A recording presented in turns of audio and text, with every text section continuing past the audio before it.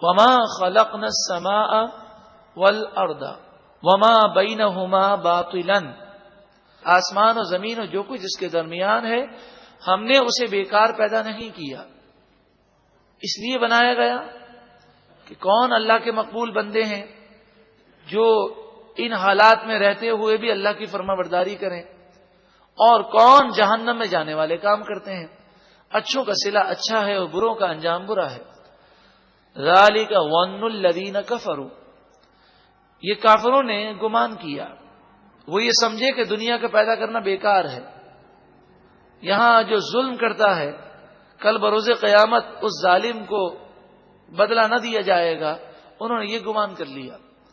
Foil للذین کفروا من النار، پس جنہوں نے انکار کیا ان کے لیے آگ میں خرابی ہے، بربادی ہے۔ ام نجعل الذین آمنوا وعملوا الصالحات کالمفسدین فی الارض، کیا وہ لوگ جو ایمان لائے اور انہوں نے اچھے عمل کیے انہیں ہم زمین میں فساد کرنے والوں کے برابر کر دیں گے؟ ایسا ہرگز نہیں ہوگا۔ اگر کل بروز قیامت اچھوں کو اچھا صلہ نہ ملے اور بروں کا انجام برا نہ ہو تو دنیا کے اندر جس نے نفس و شیطان کی پیروی نہ کی، جس نے دنیا کی خاطر گناہ نہ کیے، جس نے مشقتیں برداشت کی، جس نے لذات کو چھوڑ دیا، جس نے ظلم نہ کیا، تو اسے تو مرنے کے بعد پھر کوئی صلہ نہ ملا، تو ظالم اور مظلوم دونوں برابر ہو گئے، نیک اور بد دونوں برابر ہو گئے، ایسا نہیں ہوگا۔ ام نجعل المتقین کالفجار، کیا ہم متقیوں اور گناہگاروں کو دونوں کو برابر کر دیں گے؟ ہرگز ایسا نہیں ہوگا۔ متقی لوگ اللہ کی نعمتوں میں ہوں گے اور گناہگار جہنم میں ہوں گے۔ کتاب انزلناہ الیک مبارک، یہ کتاب جو ہم نے نازل کی آپ کی طرف وہ بڑی برکت والی کتاب ہے۔ لیدبروا آیاتہ، تاکہ وہ لوگ قرآن کی آیتوں میں غور و فکر کریں۔ وَلِيَتَذَكَّرَ أُولُو الْأَلْبَابِ، اور تاکہ عقل مند نصیحت حاصل کریں، اس لیے کتاب کا نزول ہوا۔ قرآن خود اپنے اندر غور کرنے کا درس دے رہا ہے، نصیحت حاصل کرنے کا درس دے رہا ہے۔ یہ اللہ کا کلام ہے، یہ کلام مبارک بھی ہے، اس میں غور کرنا بھی ضروری ہے، نصیحت حاصل کرنا بھی ضروری ہے۔ اللہ تعالی ہمیں بھی قرآن پاک سمجھنے کا ذوق و شوق عطا فرمائے۔ دعا کریں اللہ تعالیٰ اس پر استقامت عطا فرمائے اور اس کی دعوت عام کرنے کا جذبہ عطا فرمائے۔ وَوَهَبْنَا لِدَاوُودَ سُلَيْمَانَ، اور داؤد علیہ السلام کو ہم نے حضرت سلیمان عطا کیے۔ نعم العبد، اللہ کے بہت ہی اچھے بندے ہیں، نیک بندے ہیں۔ انہ اواب، بے شک وہ اللہ کی بارگاہ میں بہت گریہ و زاری کرنے والے ہیں۔ حضرت سلیمان علیہ السلام کا ایک واقعہ ہے۔ اب یہ جو واقعہ پیش کیا جا رہا ہے، اس واقعے کے اندر بھی قصہ گوئی کرنے والوں نے بہت ساری جھوٹی باتیں ملا دیں اور کہا کہ حضرت سلیمان علیہ السلام دنیا کی محبت میں ایسے گم ہو گئے، نعوذ باللہ من ذالک، کہ ان کی نماز قضا ہو گئی، توبہ استغفر اللہ۔ نبی ایسی باتوں سے پاک ہیں۔ اصل واقعہ کیا تھا اسے قرآن کی روشنی میں سمجھیں۔ اصل واقعہ یہ تھا کہ آپ کے سامنے جہاد کے لیے گھوڑے پیش کیے گئے، اور وہ گھوڑے ایسے تھے کہ جو 3 ٹانگوں پر کھڑے ہوتے اور ایک ٹانگ کا صرف وہ سم لگاتے، یعنی کھر کا کنارہ وہ ٹچ کرتے۔ یہ گھوڑوں کی وہ قسم ہے جو سب سے زیادہ تیز چلنے والے ہوتے ہیں۔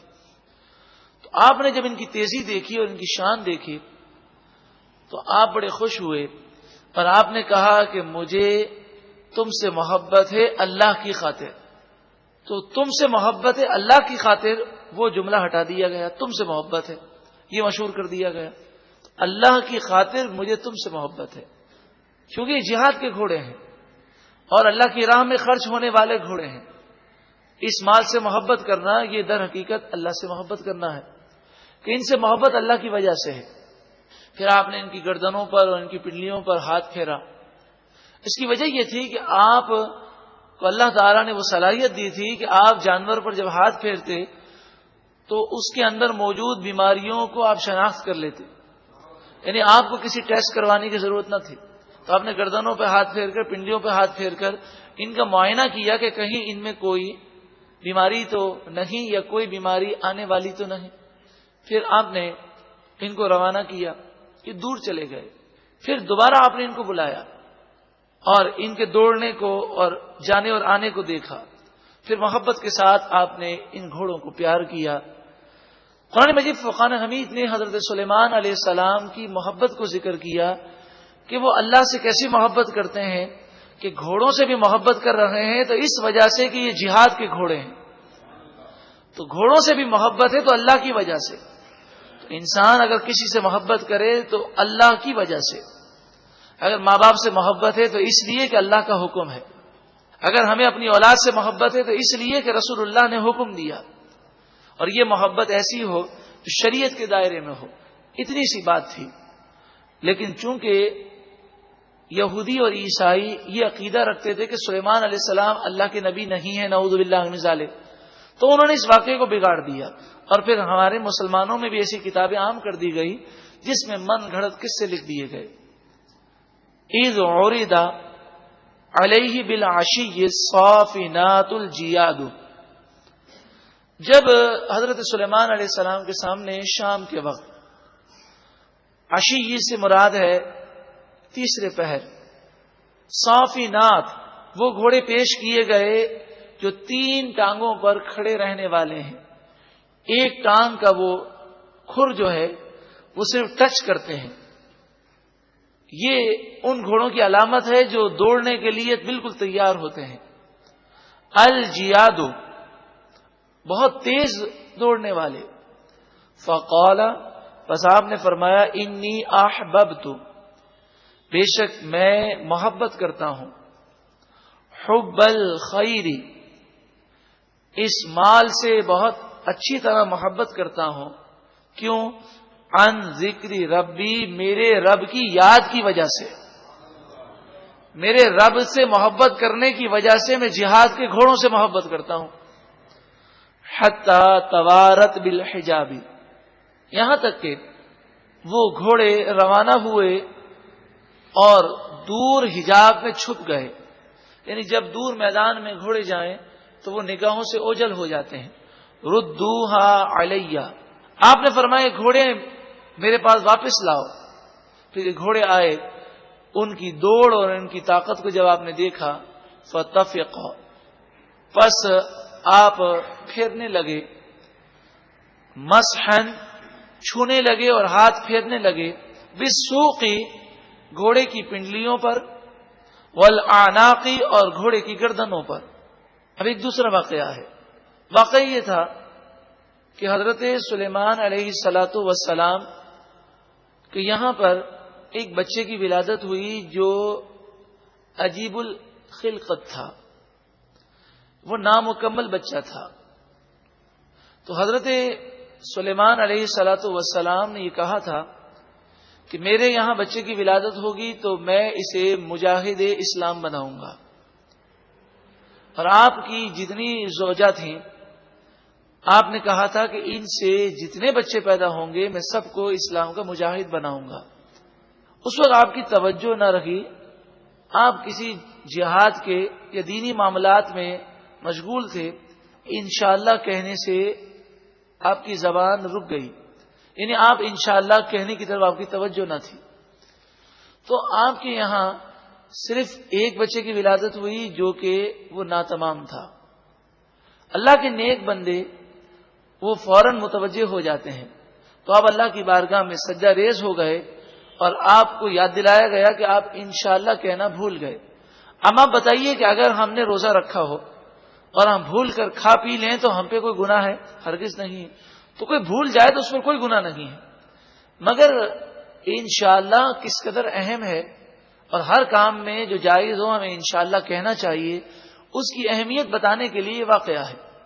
بات اتنی سی تھی اور نعوذ باللہ من ذالک یہودیوں عیسائیوں نے اس بات کو اس طرح گھمایا، کہا کہ حضرت سلیمان علیہ السلام نے ایک دن غرور کیا تو جب غرور کیا تو اللہ تعالیٰ نے ان کی سلطنت ان سے چھین لی، اور ایک جن حضرت سلیمان علیہ السلام کی شکل بنا کر کرسی پر بیٹھ گیا، اور حضرت سلیمان علیہ السلام کی جب کرسی پہ بیٹھ گیا تو پوری حکومت اس کے قابو میں آ گئی، اور اس طرح کی انہوں نے باتیں کہیں، کیونکہ یہودیوں عیسائیوں کا عقیدہ یہ تھا کہ حضرت سلیمان علیہ السلام کی کرسی کے نیچے جادو کے منتر تھے، تو آپ کرسی پہ بیٹھ کر ان جادو کے زور پر حکومت کرتے تھے، نعوذ باللہ من ذالک۔ تو اس لیے انہوں نے من گھڑت یہ بات پھیلا دی، توریت اور انجیل انہوں نے تحریفیں کی، اور مسلمانوں میں بھی ایسے ہی من گھڑت قصے عام کر دیے گئے۔ وَلَقَدْ فَتَنَّا سُلَيْمَانَ، اور بے شک ہم نے سلیمان علیہ السلام کو آزمایا، کہ کبھی کوئی پریشانی آ جائے تو یہ بھی اللہ کی آزمائش ہے، تو آپ نے پریشانی میں اللہ کی طرف رجوع کیا، ہمیں بھی چاہیے کہ مصیبت میں اللہ کی طرف رجوع کریں۔ وَأَلْقَيْنَا عَلَى كُرْسِيِّهِ جَسَدًا، اور ہم نے ان کے تخت پر ایک بے جان جسم کو ڈال دیا، یعنی وہ بچہ جو آپ کے تخت پر لا کر رکھا گیا کہ جو ناتمام پیدا ہوا، ثم انابا، پھر آپ نے اللہ کی بارگاہ میں رجوع کیا۔ جب اللہ کے نیک بندوں پر کوئی پریشانی آتی ہے تو وہ واویلا نہیں کرتے، وہ اللہ کی بارگاہ میں صبر کرتے ہیں اور زیادہ اللہ کو یاد کرتے ہیں۔ قال رب اغفر لی، عرض کیے پروردگار تو مجھے معاف فرما۔ اللہ کے نیک بندے نیک ہونے کے باوجود معافی مانگتے ہیں۔ ہمارے لیے تعلیم ہے کہ ہم گناہگار ہونے کے باوجود کتنی مرتبہ اللہ سے معافی مانگتے ہیں، ہماری تو توجہ ہی نہیں ہوتی۔ ہمیں تو چاہیے کہ ہر لمحے سچی اور پکی توبہ کریں۔ وَهَبْ لِي مُلْكًا، اے پروردگار مجھے ایسی بادشاہت عطا فرما، لا ينبغي لأحد من بعدی، کہ میرے بعد کسی کے لیے بھی ایسی بادشاہت نہ ہو سکے۔ تو اللہ تعالیٰ نے آپ کو وہ بادشاہت عطا فرمائی کہ سلیمان علیہ السلام کے بعد سے لے کر آج تک اور قیامت تک کوئی دنیا کا بادشاہ حضرت سلیمان علیہ السلام جیسی بادشاہت نہیں کر سکا، نہ کر سکے گا، کہ ہواؤں پر حکومت ہو، مچھلیوں پر حکومت ہو، کیڑوں مکوڑوں پر حکومت ہو، جنات پر حکومت ہو۔ انکا انت الوہاب، بے شک تو ہی بہت عطا فرمانے والا ہے۔ فسخرنا لہ الریح، پس ہم نے ان کے لیے ہوا کو قابو میں دے دیا، ہوا کو ان کے قابو میں دیا۔ تجری بامرہ، ہوا حضرت سلیمان علیہ السلام کے حکم سے چلتی، رخاء، آہستہ آہستہ نرم ہو کر، حیث اصاب، جہاں آپ پہنچنا چاہتے وہاں پہنچا دیتی، والشیاطین، اور سرکش جنات ہم نے حضرت سلیمان علیہ السلام کے قابو میں دیے۔ کل بناء، وہ ہر قسم کی عمارت کو تعمیر کرنے والے تھے، وغواص، اور دریاؤں میں سمندروں میں غوطہ لگانے والے تھے، جو آپ کے لیے ہیرے جواہرات دریا اور سمندر سے لے کر آتے۔ وآخرین، اور کچھ سرکش جنات شیاطین وہ تھے، مقرنین فی الاسفاد، جو زنجیروں میں جکڑے ہوئے تھے۔ حضرت سلیمان علیہ السلام نے ان کو جکڑ دیا تھا، کہ جنہوں نے آپ کے حکم کی نافرمانی کی آپ انہیں سزا کے طور پر زنجیروں سے جکڑ دیتے۔ ھذا عطاؤنا، یہ ہماری عطا ہے، یہ ہمارا کرم ہے۔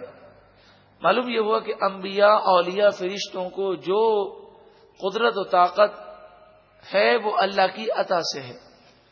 فمنن، آپ کو اختیار ہے، آپ جس پر چاہیں احسان کریں، او امسک بغیر حساب، یا جس سے چاہیں مال کو روک دیں اور اسے نعمتوں سے محروم کریں، بغیر حساب و کتاب کے آپ کو اس چیز کا اختیار دیا گیا۔